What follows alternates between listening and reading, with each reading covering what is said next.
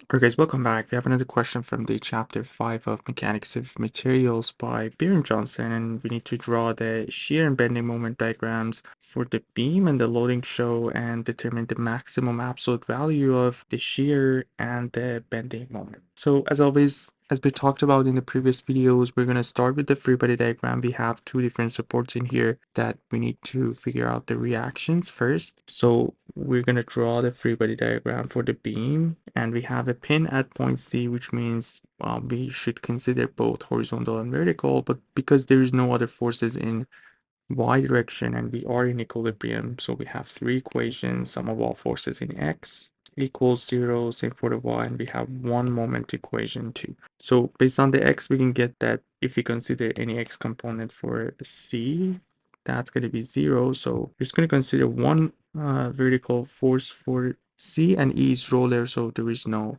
horizontal force in here because we also don't consider any friction because we don't have any information in the question. So that's one of our assumptions. So the rest of this, we just have to figure out these unknowns based on the two equations that we have.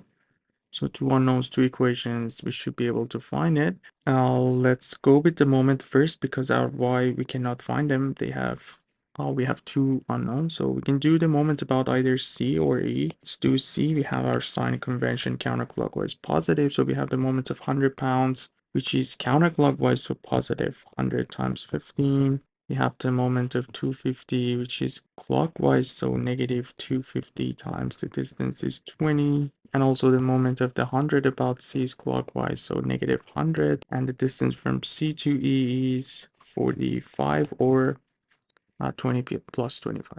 And the last one, which is the one that we're interested in, is the moment of E, which is counterclockwise. E times the distance is going to be, oh, I made a mistake. Actually, E is 45, 20 plus 25, and 100 is actually plus 10 in here. So 25 plus 20 plus 10, or 55. So this will be equal to 0. And let's just calculate this. We have 1500 negative 250 times 2 will be 500, so negative 5000, negative 5500. And if it goes on the other side, it will be positive. So we just have to divide this by negative 45. So E is going to be 200 pounds, and this is going to be the correct direction. If we just do sum of all forces in y equals 0, it's going to give us the C. So we have E plus C minus 100 plus 100, 200, negative 450 equals 0. E is 200, so C will be 250 pounds. So this is the sum of these three. All right, now that we have this, we can move on to our sections we talked about. But because there's no moment in here, basically what we're going to do, as we talked about in the previous video, is just going to consider one section right before every force. So we're going to start from the left. That's going to be our first section. Moving from A to C, we're going to consider this distance x, and we have the sign convention for the shearing force and the bending moment. You can also go from the right side to the left too, but keep in mind that the sign convention for that V is upward and the moment is clockwise positive. So just watch for it. As long as you go with the left part, these are the positive sign convention that we have. And yeah, we have to do the sum of all forces in y equals 0. I'm just going to do for the first one, but the rest is going to be very similar. Z equals 0, and if we look at we're looking at this section that I'm highlighting in red. So we basically have V negative 100, negative V negative 100 equals 0, which means our V is negative 100 pounds. And let's just show the diagrams here. This is for shearing force based on pound, our X based on inches, and we're going to consider this one our bending moment, pound inch, and again our X is going to be. So are we from A to C? So we can consider this A, C, D, E, B, D, E, B. So these are the three, actually the four x's that we have. So we can see that our v is going to be negative 100. So we're going to start with negative 100. And we can do the moment about this point too. We can call this point C.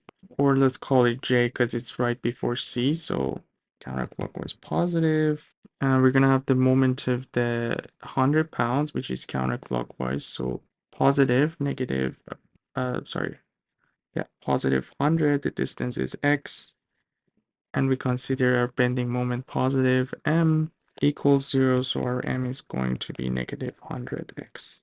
And I mentioned in the previous videos that if you just want to double check your answer, that differentiation of m with respect to x has to give you weight, which we can see like if we differentiate this one, we're going to get negative 100, which is what we have in the previous part. So we can see the x has a negative in the back, so the slope is going to be negative this way, and our x at this would be, let's see what we have, 15 inches, so that's going to be negative 1500. So we're going to do the same thing for the next section. Let me just clean up the figure. For the next section, we're going to go right before this, then we have this one too, and we figured that our C is 250. So we are negative 100, we are going 250 above. So negative 100 plus 250, we're going to get 150. So now we are in the positive range, and we can do the same thing as what we did in here. But as I mentioned, our m would be 150x plus a value in here, where we can find that value actually if we put the moment 15. If we just put 15 in here, that's going to give us negative 1500. So we should be able to find this value in here too. So that's a shortcut, but like if you just want to go through the whole process, we solved a lot of videos in the channel for this chapter. So basically what we have to do is just go through this. Again, consider one point J. This is going to be our V, and this is going to be our M. We have the moment of the 100 pounds, which is counterclockwise, and we're going to consider this x. This is going to be 15. So the moment of the 250 would be 250 times x minus 15. So that's the way to go if you just want to go. But like there's a shortcut, as I mentioned, because we have one point of this curve and we know it's 150x. So negative 1500, we're just going to put 1500 here. That's going to give us that constant that we are looking for. So if we want to find that constant, we basically have negative 1500, negative 15 times 150, so negative 3750. So that's going to be our equation. And if we just want to find this point where we have the moment, the distance would be 15 plus 20, which is 35. So we are at 35 in here. And if we just put 35 in this equation, we're going to get the moment. So 150 times 35, negative 3750. Oops. So 150 times 35, negative 3750. And yeah, that's going to give us 1500. So we're going to go up here 1500.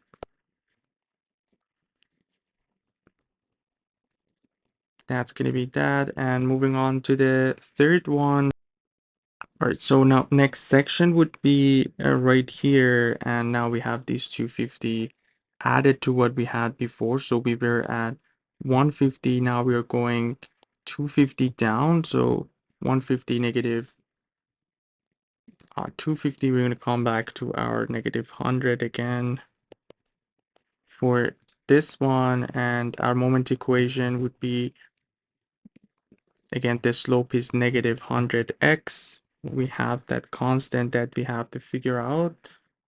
Pretty easy. We're just gonna put this point in here, 35. Our m was 1500. That's going to give us that constant. So 1500 plus 3500, it's going to be 5000. And now we just have to put our x in here just to find the ending point. So we were at 35 and now we are 35 plus 25, which is going to be 60. So 60 here and 60 here. If we just put 60 in here, our m would be, so we're going to go negative 1000, a little bit above this. So let's just go somewhere in here. That's going to be our moment. And we can kind of shade those. And the last point, which would be our section moving from E to B. So we're going to consider in here too, which is going to add 200. So where we were, so this is going to be our section to consider. And also we can consider the right side, but like since we move from left to right and this is easy, it's going to work the way it is. So we are negative 100 and that's going to add 200. So negative 100 plus 200, we're going to go above 100, which is going to be somewhere in here. And that's going to be 100.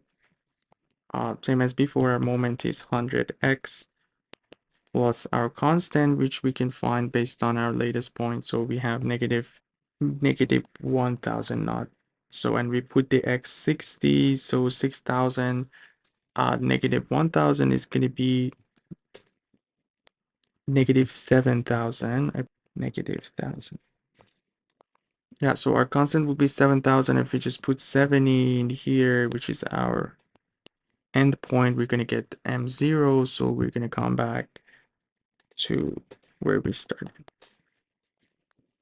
And yeah, that's pretty much the whole idea. It's a bit faster if we go this way, but we just need to watch for these points that we are putting in here to find the constant for our equation. But other than that, hope everything was clear. Everything made sense. Let me know if you guys have any questions. You guys take care. I'll see you in the next video. Have a good one.